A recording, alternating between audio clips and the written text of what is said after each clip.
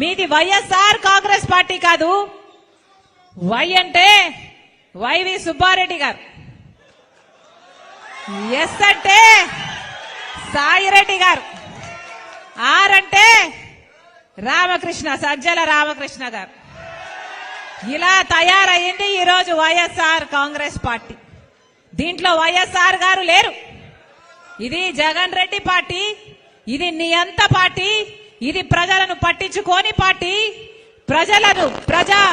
ప్రజా సమస్యలను పట్టించుకోని పార్టీ, ప్రజల ప్రయోజనాలను తాకట్టు పెట్టి బీజేపీకి బానిస అయిన పార్టీ. రాజశేఖర్ రెడ్డి గారి ఒక్క ఆశయమైనా నిలబెట్టారా? ఒక్క ఆశయమైనా నిలబెట్టారా? ఆరోగ్యశ్రీ ఆ రోజు ఉన్న దాని దగ్గర ఈ రోజు 3000 ప్రొసీజర్స్ ఎట్లా పెంచారు, 25 లక్షల వరకు లిమిట్ ఎట్లా పెంచారు, ఎలిజిబిలిటీ 5 లాక్ పర్ యానం ఎట్లా చేశారు, 80%, 85-90% దాకా ప్రజలు ఎట్లా కవర్ అవుతున్నారు, కుటుంబాలు కవర్ అవుతున్నాయి. ఇవన్నీ ఇవి నిజం కదా. ఫీజు రీయింబర్స్మెంట్ అప్పట్లో 30-35 వేలు ఇస్తున్నది, ఈరోజు 100% ఇస్తున్నది. నిజం కాదా? మరి ఎట్లా అడగలిగారా? ఇక్కడ నేమ్ ఎనీథింగ్. ఎక్కడ రాజశేఖర రెడ్డి గారి ఆశయాలు ఈయన మర్చిపోయారు, వెనక్కి వేశారు. ఆయన మరింత పదునెక్కించారు, మెరుగుపరిచారు, వాటిని వ్యవస్థీకృతం చేశారు, ఇంక్లూడింగ్ డెలివరీ సిస్టమ్ కిందికి తీసుకెళ్లారు.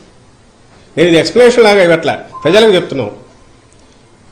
ఆమె అనే మాటల్లో ఆమె మిగిలిన వాళ్ళు ఎలాగో అంటున్నారు. ఈరోజు ఈ కేవలం జగన్మోహన్ రెడ్డి గారి చెల్లెలనే ఏకైక అర్హత, రాజశేఖర రెడ్డి గారి బిడ్డ జగన్మోహన్ రెడ్డి గారి చెల్లెలనే ఏకైక అర్హతతో సోనియా గాంధీ వాళ్ళు తెచ్చి ఈ పోస్ట్ ఇస్తే అక్కడి నుంచి ఇక్కడికి వచ్చి ఇమ్మీడియట్ మొదలు పెట్టి రోజు రోజుకు అటాక్ పెంచుతున్న దాంట్లో ఇంత అబద్దాలు కనపడుతున్నాయి. ఇవి ప్రజలు గమనించాలి.